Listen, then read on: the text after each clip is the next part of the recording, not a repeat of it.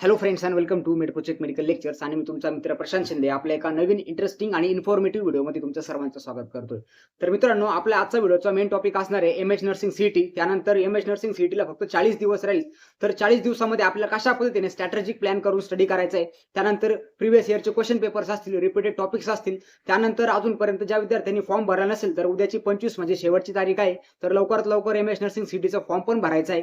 आणि नेक्स्ट म्हणजे एक्झामला फक्त कमी दिवस राहिले, 40च दिवस राहिलेले आहेत. आणि तुम्हाला 5 विषयाचा अभ्यास करायचा आहे. तर 40 दिवसामध्ये 5 विषयाचा स्ट्रॅटेजिकपणे एक चांगल्या पद्धतीने तुम्ही कसा अभ्यास करू शकता, तर त्या सर्व गोष्टी मित्रांनो आपण या व्हिडिओमध्ये डिस्कस करणार आहे. त्यामुळे व्हिडिओ शेवटपर्यंत नक्की बघा. तुमच्या मित्रांपर्यंत, मैत्रिणींपर्यंत हा व्हिडिओ नक्की शेअर करा. ज्यांना फ्युचरमध्ये नर्सिंगमध्ये करियर करायचं आहे किंवा ज्यांना आता नर्सिंग सीईटीसाठी जे प्रिपरेशन करतायत, तर अशा विद्यार्थ्यांपर्यंत हा व्हिडिओ नक्की शेअर करा मित्रांनो. ओके. त्यानंतर आपल्या व्हॉट्सअप ग्रुपच्या लिंक्स व्हिडिओच्या डिस्क्रिप्शनमध्ये दिलेल्या आहेत. लवकरात लवकर आपले व्हॉट्सअप ग्रुप तुम्ही तिथून जॉईन करा. म्हणजे एमएच नर्सिंग सीईटी आणि ऍडमिशन प्रोसेसबद्दल सर्व जे काही इन्फॉर्मेटिव्ह नोटीस असतील तर ते तुम्हाला आपल्या व्हॉट्सअप ग्रुपमध्ये सर्वात प्रथम मित्रांनो भेटतील. ओके. तर आपल्या व्हिडिओला स्टार्ट करू.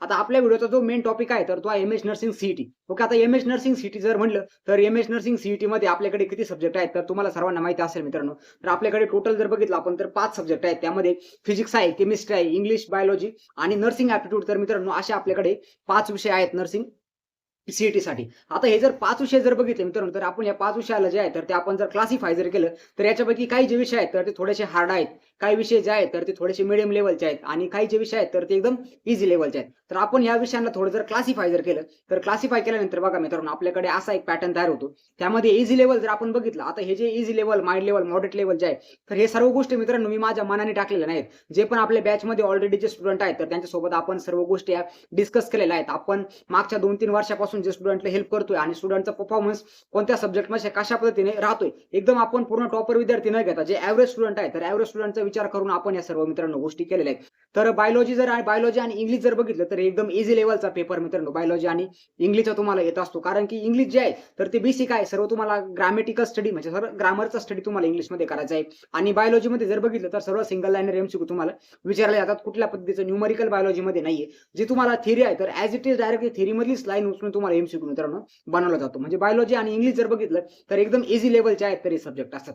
त्यानंतर थोडं माइल्ड लेवलमध्ये जर बघितलं तर नर्सिंग ऍप्टिट्यूड आहे. आता नर्सिंग ऍप्टिट्यूड हा जो सब्जेक्ट आहे मित्रांनो याच्यामध्ये ऍप्टिट्यूड दिलंय बघा. ऍप्टिट्यूड म्हणजे काय की तुम्हाला तुमचं ब्रेन वापरून तिथे तुम्हाला आन्सर फाइंड आउट करायचे. ओके. याच्यापैकी काही ज्या गोष्टी असतील तर ते तुमच्या नोन असतील, काही गोष्टी असतील तर ते पूर्णपणे अननोन असतील. म्हणून आपण या सब्जेक्टला काय केलंय की आपण याला माइल्ड लेवलमध्ये टाकलेलं आहे. ओके. आता ही जी माइल्ड लेवलमध्ये जे आहे तर याच्यामध्ये तुम्हाला काय करायचंय, नर्सिंग ऍप्टिट्यूडचा अभ्यास कशा पद्धतीने करायचा तर याचे मी तुम्हाला थोडक्यात गायडन्स देणारच आहे. पुढे आपल्याकडे क्लासेस वगैरे आहेत तर त्या सर्व गोष्टी देईल. त्याआधी तुम्हाला नर्सिंग ऍप्टिट्यूड बद्दल, नर्सिंग म्हणजे काय आहे, नर्सिंगचे वेगवेगळे कोर्सेस कोणते कोणते आहेत, त्यानंतर नर्स म्हणून आपलं हॉस्पिटलमध्ये ॲज अ नर्स म्हणून आपला काय रोल असतो, तर ह्या सर्व तुम्हाला बेसिक गोष्टी जर तुम्हाला जर माहिती जर असेल तर तुम्ही मित्रांनो एकदम इझी पद्धतीने हा नर्सिंग ऍप्टिट्यूड हा पण सब्जेक्ट मित्रांनो सॉल्व्ह करू शकता. त्यानंतर बेसिक अॅनाटॉमी आणि फिजिओलॉजी तुम्हाला बॉडी बद्दल माहिती पाहिजे.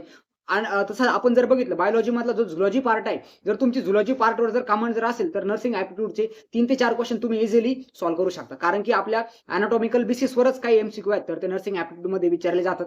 त्यानंतर काही आपल्या सायंटिफिकल प्रोसिजर असतील, काही इम्पॉर्टंट डेज असतील. त्यानंतर नर्सिंग प्रोसेस आहे म्हणजे आपण हॉस्पिटलमध्ये ज्या वेगवेगळ्या पेशंटवर प्रोसिजर करतो. फॉर एक्झाम्पल एखाद्या पेशंटला कॅन्युलेशन करायचं असेल तर त्यापूर्वी आपल्याला हँड हायजीन महत्वाचं आहे. त्यानंतर बायोमेडिकल वेस्ट काय असतं, त्यानंतर बेसिक विटॅमिन्स कोणते आहेत, मिनरल्स कोणते आहेत, कोणत्या विटॅमिननी कोणता आजार होतो, कोणत्या मिनरलच्या बॉडीमध्ये काय फंक्शन आहे. तर हे जे बेसिक ज्या गोष्टी आहेत तर ते आरोग्याबद्दल बेसिक गोष्टी म्हणजे नर्सिंग ऍप्टिट्यूड. ओके. एवढंच फक्त तुम्हाला ध्यानात ठेवायचं आहे. नर्सिंग ऍप्टिट्यूड मध्ये तुम्हाला कुठलं एखादं हायर क्वालिटीचं ड्रग विचारलं जाणार नाही, त्याचं मेकॅनिझम ऑफ ऍक्शन असं काही विचारलं जाणार नाही. जे आपण रोजच्या दैनंदिन जीवनामध्ये आपण आपल्या आरोग्यासाठी जी काळजी घेतोय तर ती काळजीबद्दल जरी तुम्हाला थोडक्यात माहिती असेल तरी पण तुम्ही नर्सिंग ऍप्टिट्यूडचा मित्रांनो तिथं म्हणजे तो सॉल्व्ह करू शकता. फक्त यासाठी थोडं तुम्हाला तुमचं सायंटिफिकल जे डोकं आहे तर ते वापरावं लागणार आहे. आणि त्यानंतर थोडं मॉडरेट लेवल, मी तर हार्ड लेवल नाही म्हणते मित्रांनो, मॉडरेट लेवल म्हणतोय. कारण की तुम्हाला जसं नीटचा पॅटर्न आहे तर एवढ्या हार्ड लेवलमध्ये तुम्हाला केमिस्ट्री आणि फिजिक्सवरती न्यूमरिकल्स येणार नाही, तुम्हाला एवढ्या हार्ड रिॲक्शन्स येणार नाही. ओके. जे आपलं स्टेट बोर्डमध्ये दिलं आहे तर स्टेट बोर्डच्या बुक्समधूनच तुम्हाला स्टडी करायचा आहे. आणि मॉडरेट लेवलमध्ये जर आपण बघितलं तर फिजिक्स आणि केमिस्ट्री आपण हे 2 सब्जेक्ट टाकले. आता जर आपण ओव्हरऑल विद्यार्थ्यांना जर याच्यामध्ये जर इन्क्लूड जर केलं तर मार्क बूस्टिंग सब्जेक्ट जर आपण बघितले मित्रांनो तर बायोलॉजी, इंग्लिश आणि नर्सिंग ॲप्टिट्यूड तर हे 3 सब्जेक्ट असे आहेत तुम्हाला या 3 सब्जेक्टची चांगल्या पद्धतीची तयारी करायची आहे आणि फिजिक्स आणि केमिस्ट्री याच्यामध्ये तुम्हाला जास्त तुमचा टाइम इन्व्हेस्ट करायचा नाही असं मी माझ्या पद्धतीने सांगेल. का?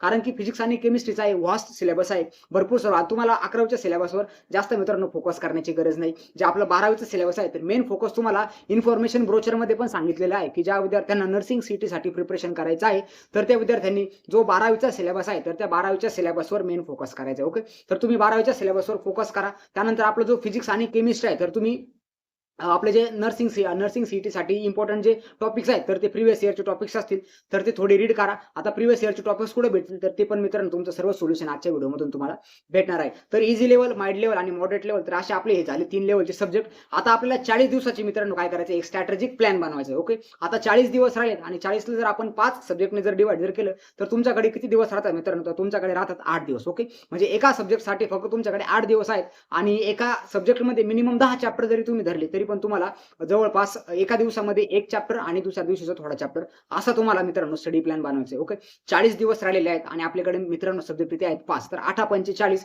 म्हणजे तुम्हाला 8 दिवसामध्ये एक सब्जेक्ट क्लिअर करायचा आहे. आता असं नाही की पूर्ण आठवडाभर तुम्ही एकच सब्जेक्ट घेऊन बसले. एका वीकमध्ये तुम्ही डिवाइड करा. पहिले 3 दिवस फिजिक्स करा, दुसरे 3 दिवस केमिस्ट्री करा, नंतर पुढच्या आठवड्यामध्ये परत असं शेड्यूल तुम्ही रिचेंज करा आणि 20 दिवसामध्ये पहिले सिलेबस सगळा कंप्लीट करा आणि बाकीचे जे 20 दिवस आहेत तर ते 20 दिवसामध्ये सर्व 20 दिवसामध्ये तुम्ही काय स्टडी केला तर त्याचे सर्वच मित्रांनो रिव्हिजन मारा. आता रिव्हिजन कशी मारायची, त्यानंतर कसा स्टडी करायचा याच्याबद्दल तुम्हाला जर काही जर माहिती नसेल तर टेन्शन घेण्याची गरज नाही. सर्वात पहिले काय करायचे, आपले जे स्टेट बोर्डचे बुक्स आहेत तर ते स्टेट बोर्डचे बुक्स तुम्ही उचका. अजूनपर्यंत जर कोणी उचलले नसेल तर ते बुक्स काढा. त्यानंतर तुमचे 11वी 12वीचे नोट्स काढा, कारण की जे तुम्ही नोट्समध्ये लिहिता मित्रांनो ते तुमचं गोल्डन कंटेंट आहे. ते तुम्हाला कुठला युट्यूबर देऊ शकत नाही, तुम्हाला कुठले क्लासेसवाले देऊ शकत नाही. त्यामुळे तुमच्या जे ओन नोट्स आहेत तर सर्वात पहिले फोकस तुम्ही मित्रांनो तुमच्या ओन नोट्सवर ठेवा. त्यानंतर तुमच्या ओन नोट्सवरून तुम्हाला जे इम्पॉर्टंट टॉपिक्स वाटतात तर ते बघा. त्यानंतर प्रिव्हियस इयरच्या क्वेश्चन पेपर्स बघा. प्रिव्हियस इयरच्या क्वेश्चन पेपर्स मित्रांनो आपल्या टेस्ट सिरीजच्या बॅचमधून तुम्हाला भेटून जातील. तर आपल्या बॅचमध्ये एनरोलमेंट करा. तिथून तुम्ही प्रिव्हियस इयरचे क्वेश्चन्स बघा, कशा पद्धतीने क्वेश्चनचा पॅटर्न आहे तर तो तुम्हाला समजेल. तर ते क्वेश्चन्स बघा. त्यानंतर ज्या टॉपिक्सवर क्वेश्चन विचारायला आहे तर ते सर्व टॉपिक्स मित्रांनो एका पेजवर लिहा. फिजिक्सचे एका पेजवर लिहा, केमिस्ट्रीचे एका पेजवर लिहा आणि रोज काय करा की त्याच्यापैकी 5-5 जे टॉपिक्स आहेत तर त्या 5-5 टॉपिकचे मित्रांनो रिव्हिजन करा. फॉर एक्झाम्पल तुम्ही बायोलॉजी जर बघितलं तर बायोलॉजीमध्ये तुम्हाला रिप्रोडक्शन टॉपिकवर तुम्हाला एमसीक्यू दरवर्षी रिपीटेड होतात. त्यानंतर व्हिटॅमिन्सवर एमसीक्यू आहेत तर ते रिपीटेड होतात. तर काय करायचं आहे, तर हे जे टॉपिक्स आहेत तर ह्या टॉपिक्सवर आपल्याला पहिले फोकस करायचं आहे. त्यानंतर जे टॉपिक्स आतापर्यंत जास्त रिपीट झालेले नाहीत तर त्यांना तुम्ही थोडं लिस्ट क्वालिटीमध्ये ठेवा. बट जे जास्त वेळेस रिपीट झालेले आहेत तर ते मित्रांनो असे टॉपिक तुम्हाला एक पण मिस करायचं नाही, कारण की त्याच्यावरती जास्त चान्सेस आहेत नर्सिंग सीईटी जे आहे तर ते रिपीट क्वेश्चन परत सेम टॉपिकवर टाकत असते. ओके, त्यानंतर तुम्हाला काय करायचं आहे, डेली मॉक टेस्ट सोडवायची. आता पहिले 20 दिवस जाऊ द्या, बट जे शेवटचे 20 दिवस असणार आहेत तर त्या शेवटच्या 20 दिवसांमध्ये तुम्हाला रोज एक तरी मॉक टेस्ट मित्रांनो सॉल्व्ह करायचे. रोज एक मॉक टेस्ट म्हणजे त्याच्यामध्ये मिनिमम 100 क्वेश्चन तरी असलेच पाहिजे. तर मित्रांनो मॉक टेस्ट पण तुम्हाला आपल्या मिड प्रोजेक्ट मेडिकल लेक्चर्स कडून भेटणार आहेत. तर त्या मॉक टेस्टच्या बॅचमध्ये पण तुम्ही एनरोलमेंट करून घ्या. डेली एक मॉक टेस्ट ज्यावेळेस तुम्ही मित्रांनो सॉल्व्ह करता तर त्यावेळेस तुमचे 50% मार्क्स जरी आले, ओके मी तुम्हाला काय सांगतोय, 50% मार्क्स जरी आले 100 पैकी तुमचे 50 जरी एमसीक्यू बरोबर होत असतील तर मित्रांनो वेल अँड गुड आहे, काहीच टेन्शन घेण्याचं कारण नाही. तुम्ही एका चांगल्या झोनमध्ये येतात जर तुम्ही 100 पैकी 50 एमसीक्यू जर क्लिअर करत असाल तर. ओके, कारण की निगेटिव्ह मार्किंग वगैरे नर्सिंग सीईटी मध्ये असं काही नाहीये. जे पण तुम्ही एमसीक्यू टिक करणार तर त्याचा तुम्हाला मार्क्स मित्रांनो भेटणारच जर ते राईट असेल तर. रॉंग असेल तर निगेटिव्ह मध्ये जाणार अशी कुठलीच कंडिशन नर्सिंग सीईटी मध्ये अजूनपर्यंत नाहीये. त्यानंतर जे प्रिव्हियस इयरचे क्वेश्चन पेपर्स आहेत तर ते एकदा फॉलो करा सर्व. त्याचा पॅटर्न बघा, रिपीटेड क्वेश्चन्स बघा आणि आपले जे तुमचे स्टेट बोर्डचे जे बुक्स आहेत, ओके एनसीईआरटी कडे जाऊ नका मित्रांनो.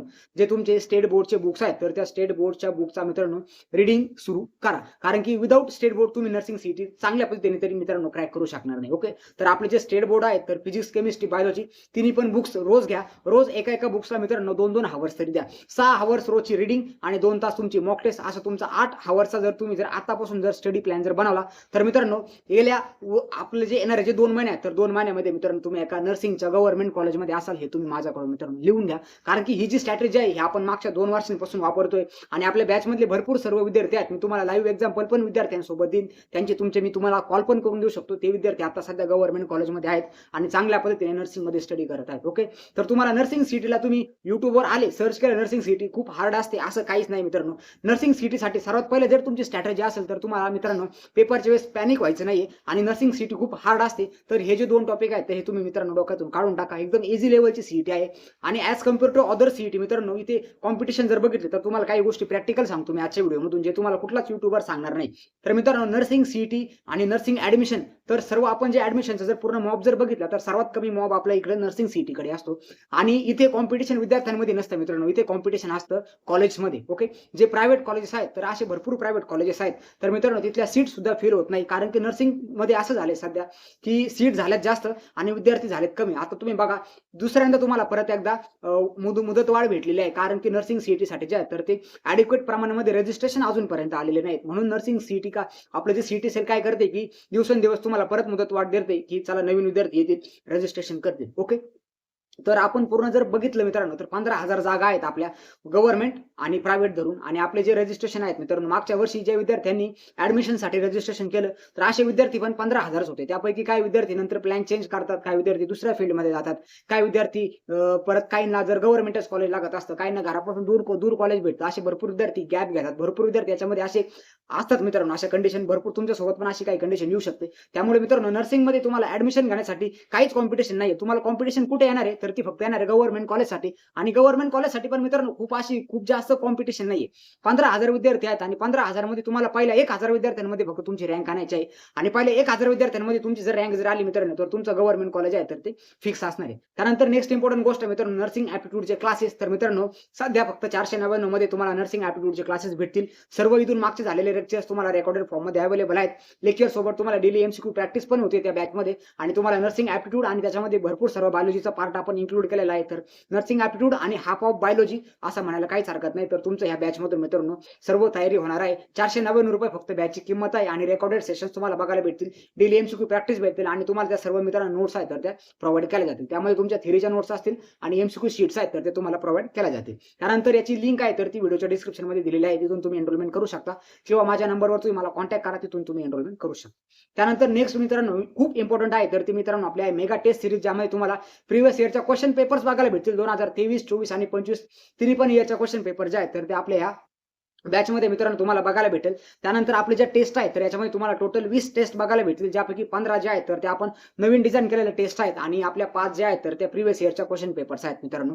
तर अशा टोटल 2000 क्वेश्चन 2000 एमसीक्यू याच्यामध्ये इन्क्लुडेड आहेत. म्हणजे टोटल जर टेस्ट बघितल्या तर 20 टेस्ट आहेत, प्रत्येक टेस्टमध्ये 100 एमसीक्यू, म्हणजे असे 2000 एमसीक्यूची प्रॅक्टिस मित्रांनो तुमची होणार आहे. तर लवकरात लवकर आपल्या बॅचमध्ये मित्रांनो एनरोलमेंट करून घ्या. आणि आपली जी मित्रांनो ही जी बॅच आहे तर ती फक्त सध्या आपण 199 मध्ये प्रोव्हाइड करतोय. सर्वात कमी प्राइस मध्ये तुम्हाला जे कंटेंट आहे तर ते मेड प्रोजेक्ट मेडिकल लेक्चर्स मध्ये मित्रांनो भेटणार आहे. तर लवकरात लवकर या बॅच मध्ये पण एनरोलमेंट करून घ्या. आणि नर्सिंग सीईटी बद्दल तुम्हाला जर अजून जर काही डाऊट जर असतील तर मित्रांनो कमेंट सेक्शन मध्ये नक्की सांगा. आणि तुम्हाला हा स्ट्रॅटेजिक प्लॅन कसा वाटला ते पण मला सांगा. आणि तुमच्या विद्यार्थ्यांपर्यंत मित्रांनो हा व्हिडिओ नक्की शेअर करा. तर व्हिडिओ आपल्या असंच एका इन्फॉर्मेटिव्ह व्हिडिओमध्ये, तोपर्यंत आपल्या चॅनलला सबस्क्राईब करून ठेवा आणि बेल आयकन क्लिक करून ठेवा, म्हणजे जे पण नवीन व्हिडिओज येतील तर ते तुमच्यापर्यंत मित्रांनो पोहोचतील. थँक्यू फ्रेंड्स, जय हिंद, जय Maharashtra, and wish you all the best for your nursing CET. Thank you.